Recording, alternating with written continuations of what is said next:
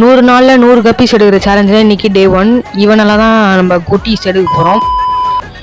ஆக்சுவலாக பார்த்தீங்கன்னா நம்ம இந்த சின்ன தொட்டியில் தான் நிறைய கப்பீஸ் விட்டு வச்சுருக்கோம். இவனுங்க குட்டி போட்டு இவனுங்களே சாப்பிட்டுனானுங்க. இதே தொட்டியில் விட்டு வச்சுருந்தோன்னா இவனுங்களே எல்லா குட்டியும் காலி பண்ணிட்டுவாங்க. அதனால் நம்ம பிரித்து விட்டுலான்னு சொல்லிட்டு 2 மேலு 3 ஃபீமேலு பிரித்து எடுத்துக்கலாம். இப்போ இதில் வந்து பிளாட்டினம் டம்போயர் தான் நான் விட போகிறேன்.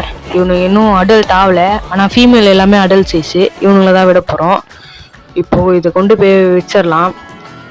இவனு டெம்பரேச்சர் செட் ஆகிறதுக்காக வச்சாச்சு. இவனுங்களை மட்டும் நம்ம அந்த தொட்டியில் விட்டுருந்தோன்னா 100 நாளில் 10 குட்டி கூட எடுத்துருக்க முடியாது. அந்தமாரி ஆக்கிடுவாங்க. இப்போ வாங்க இவனுங்களை ரிலீஸ் பண்ணலாம்.